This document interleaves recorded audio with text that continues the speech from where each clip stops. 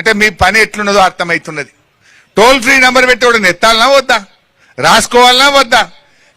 రాత్రి నుంచి పొద్దుగాల దాకా ఇప్పుడు కూడా బాబు మన ముందు ఫోన్లో కొట్టి చూపించిండు, నంబర్ ఈజ్ బిజీ అంటుంది. అంటే ఎంత దగా ప్రభుత్వం మీరు ఆలోచించండి.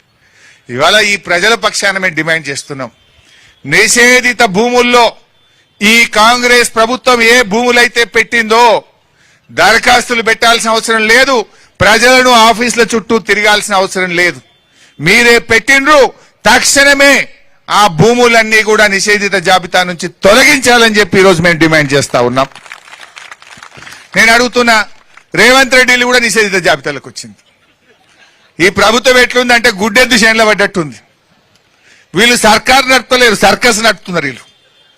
ముఖ్యమంత్రి ఇంటికే దిక్కు లేకపోతే ఇక సామాన్య ప్రజల పరిస్థితి ఏంది, పేద ప్రజల పరిస్థితి ఏంది? ఇప్పుడు ముఖ్యమంత్రులు నిషేధిత జాబితాలకు వచ్చినాక ఇప్పుడు సురుకు పుట్టింది. ఇప్పుడు వచ్చి రేవంత్ రెడ్డి ఈయన అంటుండు పొంగులేటి సారీ అంటుండు. ఎవరికి చెప్తున్నావు పొంగులేటి సారీ? ముఖ్యమంత్రికి చెప్తున్నావా? ఏదో తెలియక నీ ఇల్లు కూడా పెట్టినా జరేమనుకోకు సారీ అంటుండా? ఇంత పదవి పోతుందని సారీ చెప్తున్నావా?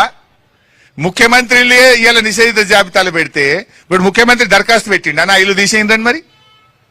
రేవంత్ రెడ్డి కూడా నా ఇల్లు నిషేధిత జాబితాలో పడ్డది, నాది తొలగించగలరు అని అప్లికేషన్ పెట్టిండా మీ సేవలో పోయి? ఇలా రాష్ట్రంలో కోడై కూస్తున్నారు 30% గవర్నమెంట్ అని. ఎన్ని డెవలప్మెంట్లకు తీసుకున్నారు మీరు? ఎన్ని భూములు నిషేధిత జాబితాల నుంచి తొలగించిండ్రు? ఆ తొలగించిన భూములను ఎన్ని డెవలప్మెంట్ తీసుకున్నారో వైట్ పేపర్ రిలీజ్ చేయండి.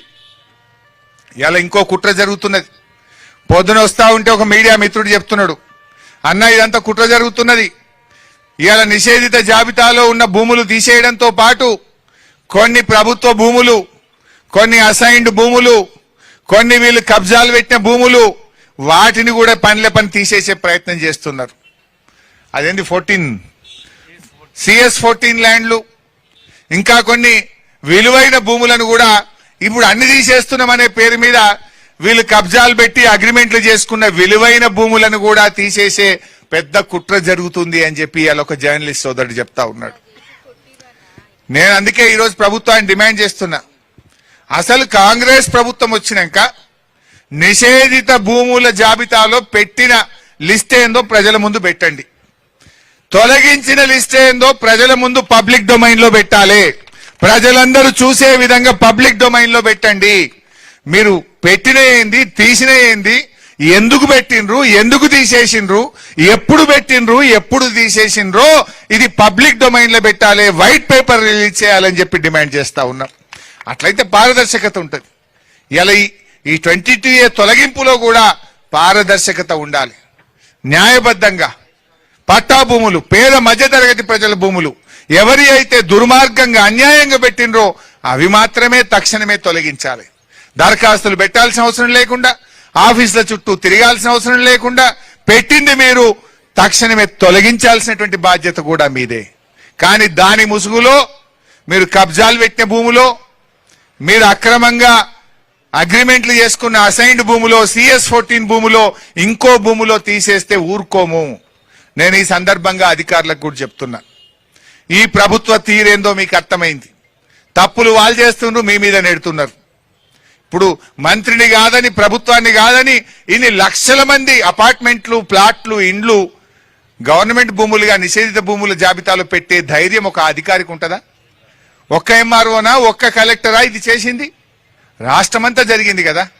అందరు కలెక్టర్లు పెట్టిండ్రు, అందరు MROలు పెట్టిండ్రు అంటే అందరు కూడా బల్కొని అయితే చేయరు కదా. ప్రభుత్వం చెప్తేనే చేస్తారు. It is not one collector, it is not one tahsildar, it is not one RDO. Whole state, రాష్ట్రమంతా నిషేధిత జాబితాలో పెట్టిందంటే ఇది మంత్రి గారి నిర్ణయం, ఇది ప్రభుత్వ నిర్ణయం కనుకనే రాష్ట్రం అంతా అమలైంది. ఒకవేళ అధికారి తప్పైతే ఒక కలెక్టరో, ఒక జిల్లానో, ఒక MROనో, ఒక RDO జరగాలి. రాష్ట్రమంతా జరిగిందంటే ఇది ప్రభుత్వ నిర్ణయం గనుక, ఇది మంత్రి గారి నిర్ణయం గనుక రేవంత్ రెడ్డి తక్షణమే ఆ మంత్రిని డిస్మిస్ చేయాలి, ఆ మంత్రి మీద రేవంత్ రెడ్డి చర్య తీసుకోవాలని చెప్పి డిమాండ్ చేస్తా ఉన్నా. లేదంటే నువ్వు కూడా ఇలా భాగమే రేవంత్ రెడ్డి. లేదా మంత్రి మీద నువ్వు చర్య తీసుకోలేదంటే మీరు ఇద్దరు కలిసి చేసినట్టే లెక్క. మీరిద్దరు కలిసే పేద ప్రజల ఆస్తులు కొల్లగొట్టడానికి చేసిన కుట్రగా మీ ప్రజలు భావించాల్సి ఉంటుంది. 100% ఇది అదే పద్ధతిగా జరుగుతూ ఉంది. ఇలా అందుకే నేను అధికారులను కూడా చెప్పదలుచుకున్నా, అధికారులారా కళ్యాణ లక్ష్మిలో మీరు కౌంటర్ వేయమని గవర్నమెంట్ చెప్తే మీరు 5 నిమిషాల్లో వేస్తారు. వాళ్ళు చెప్పరు, ఇవాళ మీ మీద బదనాం పెడుతున్నారు. ఇవాళ భూములు నిషేధిత జాబితాలో పెట్టించి